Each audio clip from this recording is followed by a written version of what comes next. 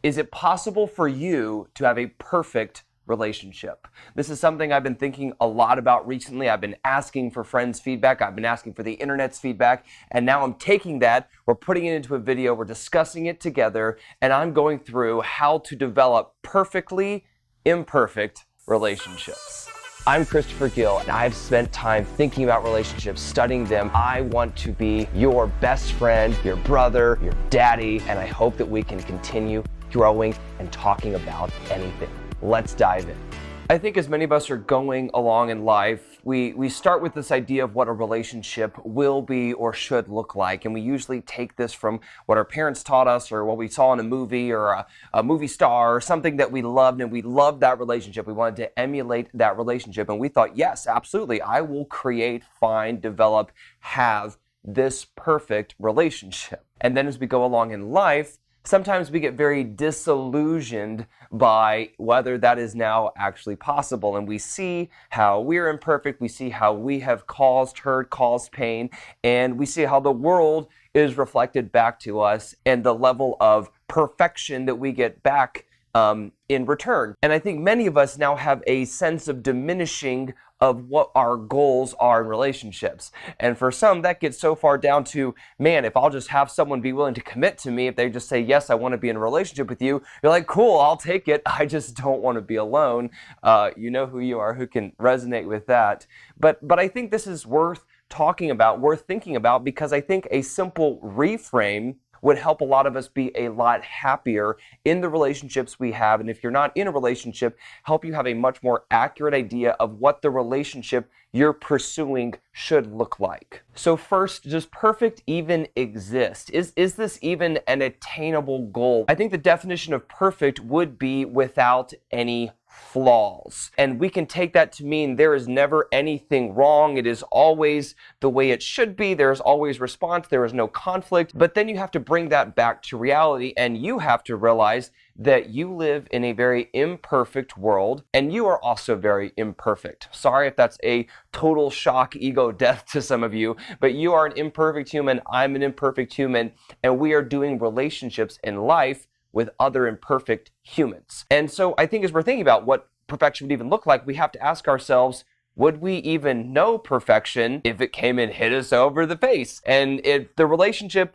of our dreams manifested in front of us, would we even be able to realize, oh my gosh, this is what I've been searching for. This is the perfect relationship that I want. And I think then you have to ask yourself, how long would that relationship even be perfect, right? Because you are not a static human. Your partner is not a static human. You're always moving, you're always growing, you're always getting better, hopefully. Sometimes maybe getting worse, we may be taking steps back. We're working through life. We're reacting to the imperfectness of life. And so a relationship that's perfect one day may not now be perfect the next day. I think as imperfect humans in an imperfect world, we wouldn't even realize perfection if it showed up at our front door with a big label across him or her chest that said, I am perfect. And even if it was perfect for that one moment, it would not stay perfect because you are not staying static. So I think we need to reframe around what perfection even is and what we're even looking for when we're trying to find and develop perfect relationships. And right on the heels of that, I think it's important to remember and ask yourself, how often have you wanted something? How often have you been totally certain that this will make you happy, this will help you grow, this will give you the body of your dreams, this is the partner you want, and then wow, the power of the universe kicks in and we actually get it, and we sit there and we say, oh my gosh, this is not what I thought it was going to be. This is so far off base. How did I even think this was perfect? Because I didn't have this piece of data or that piece of data that would give me the actual correct picture around what I thought that I wanted. So I want you to take a moment and write in the comments, what is someone or something that you wanted and then you got it and you realized this was totally off base? Was it that high school crush, the head of the cheerleading squad, the head of the football team, the really hot person, and then wow, you ended up in a relationship with them, you got closer to them, what you thought was perfect really became very imperfect. I'm curious to hear what you've experienced and if that rings true in your life. Another thing that I think is important is to realize that you're imperfect, to realize you are in an imperfect world, and so then to reframe around where you are currently and where you're going. The solution is not to hate yourself, to be mad at yourself, to vilify yourself, to assign all this wrong to yourself. Maybe as you're being wrong, maybe as you're working through things, past traumas, hurts in the past, how they're manifesting in the present, your ego, things you thought you wanted that you didn't get, promotions, failures, and you're working through all those things. And so instead of being mad, instead of being hurt, instead of being discouraged when you don't respond the way you would like to think that you would respond, to respond with gentleness, to respond with love, to respond with acceptance of you and the journey that you're on in this present moment, and to really think through the micro decisions, say, hey, did I do the best I could with what I had at the time? I think it's a very powerful reframe of, oh, I didn't respond well to this. I wish I could have responded this way. But realizing if you could have responded this way, in a meta sense, you would have responded that way if you were really doing the best you could.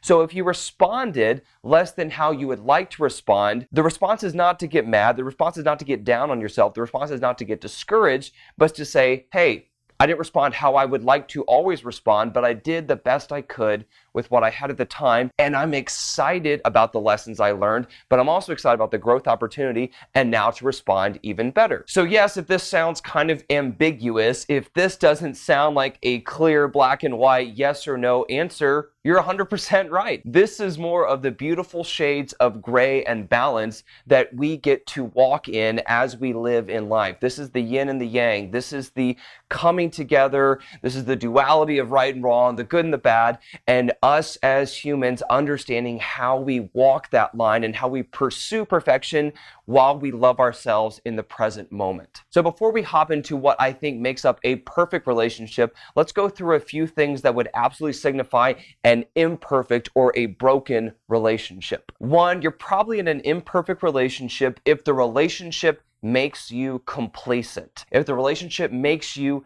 not desirous of trying, if it makes you okay with the status quo, if it takes your energy away, if you kind of become blah, if you kind of just want to sit on the couch and not really move, not really do things, not really pursue life, not really grab things with passion, if that is the direction your relationship is taking you, it is probably a pretty imperfect relationship that you need to either change or exit. Second, your relationship is probably fairly imperfect and not heading in a perfect direction if you do not feel supported and encouraged. We are all going to be working, as we've talked about, on growing in life and getting better, but we want to feel supported and encouraged with where we are at by a partner. If the partner is continually pulling you down, dragging you down, always highlighting your mistakes, not with a desire to help you grow, but as a desire just to shine light on your negativity and on your wrongness and how you're failed, that's probably not a relationship that you want to be in. Third, you want to be in a relationship that you feel safe. And of course, this is physically safe, this is emotionally safe, but this is also safe in you feeling able to express yourself as you grow and change, as you come up with new ideas, as you come up with new ways of thinking, new ways of being, new ways of doing things, new drives, new goals, new passions. You need to feel safe that you can express those, that you can grow, and that this is not something that is going to challenge your partner, and that you are not going to be automatically put down, minimized, belittled by you being excited about something new. You want to feel safe in all forms and all ways in your relationship. Fourth, and this goes right along with not being complacent, but you want to be encouraged not to get stagnant. If you feel like you are being encouraged, so not just discouraged and feeling complacent, but then you're actually feeling encouraged to be less than your best, encouraged to not pursue your higher self, encouraged to eat poorly, not exercise, not take care of yourself, not show up in the world, fully expressed, fully embodied as the best version of you, this is probably not a good relationship and not one that you want to be in. And finally, if you are not a priority in your relationship, if your time is not valued, if your companionship is not valued, if your ideas are not validated, if your boundaries are not honored, this is probably a not perfect relationship, and it doesn't sound like it's heading in a perfect direction. If you voice these things, if you've brought them up and there hasn't been a response that encourages you to grow, and I'll put the video about open, honest communication right up in this section, but if these things are not changing, if you brought them up, they're not changing, this is an imperfect relationship that is probably not heading toward perfection. So those are some imperfect qualities, but what does a perfectly imperfect relationship look like? One, a perfectly imperfect relationship is, as a whole, you are loved for who you are. You are loved for the authentic version of you. You are not loved for your accomplishments. You are not loved for the outward manifestation, the things you wear, how you look, what you put on, but you are loved for the authentic, real version of you. That is someone who loves you as you are, but then is excited about seeing you grow. You want someone who loves the authentic version of you, but two,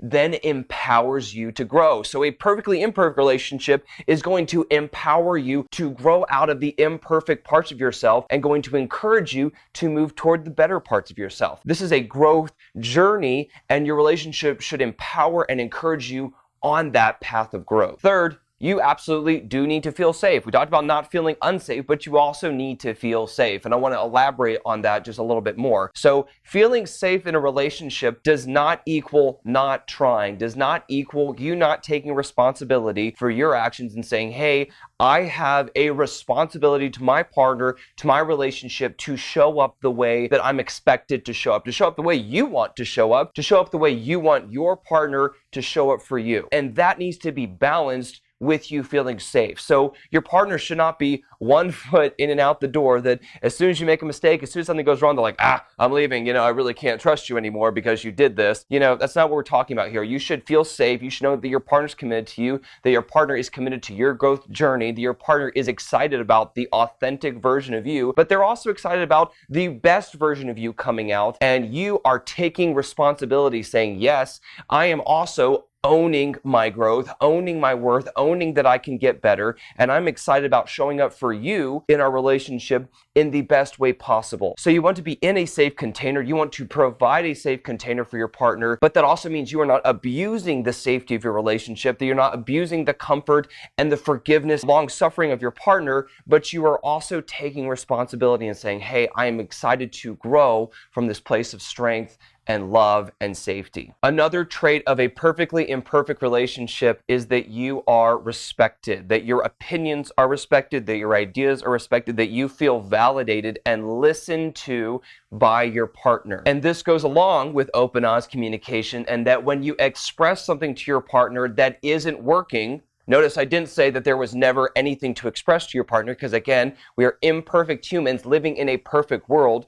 But in my opinion, a perfect relationship would then take that imperfection, learn from the imperfection, grow from the imperfection, and that your partner would be quick to accept, they'd be excited about, they would be open to your feedback, and they would respect and really listen to you when you bring something to them that you don't like about how they're showing up in the world or showing up for you. Another trait of a perfectly imperfect relationship is that you are complimented, you are uplifted, and you are not picked on or brought down unnecessarily. So again, I didn't say that a perfect partner will never come to you and bring things to you, no, but they are not going to be someone who is discouraging, who is bringing things to you simply to highlight your wrongs, simply to make you feel bad, simply to bring you down. That is not the trait of a partner wanting to encourage you, wanting to build your relationship. It's a sign of someone who doesn't love you and really wants to be validated in how they're showing up, and they want to highlight it to you so the pressure is off of them. You want to be with someone who compliments you, someone who uplifts you, and someone who does not pick at you for these small things, for the things that you do wrong, because you are also an imperfect human, and your partner loves the imperfections. They love the authentic you, but they're excited about calling out the good that is in there as well. And finally, a perfectly imperfect relationship will be a relationship where you are supported through change. Wow, this is a hard one, because as we've discussed in other videos, change and loss kind of sometimes go hand in hand. If something changes and you're with somebody and then there's a change, a potential outcome of that change is loss, right? The relationship may need to change, but a partner who really loves you, a partner who wants the best for you, a partner who wants to see you grow and wants to grow with you is going to be willing to face and walk through the potential that sometimes change may be hard. Sometimes change will be hard. It will be difficult. There are things that you will not like about how you change, and there are things that you won't like about how they change. But as you are both trying to show up perfectly in an imperfect world, you are going to support your partner through change that is good for them. And when they are doing something with clarity of intent, with honesty, with a desire to grow and a desire to improve, that you are going to support your partner in that, and that they are going to support you as you change. So I hope this gave a few things to think about as you are constructing what a perfect relationship is going to look like for you. So I think the perfection really comes in the responses to the imperfection that will absolutely be a part of the world. No, we are never going to get to a place of no conflict, of nothing bothering us, of no one being insensitive, but the perfection comes. I see perfection in my relationships when we bring things to each other, when I bring up issues, when I receive issues graciously, and we say, hey, we're not going to let the little things bother us. We are going to pursue the perfection that is possible as we grow, as we love, and as we support each other. I hope this video is helpful, and I hope it makes your relationships perfectly imperfect as well.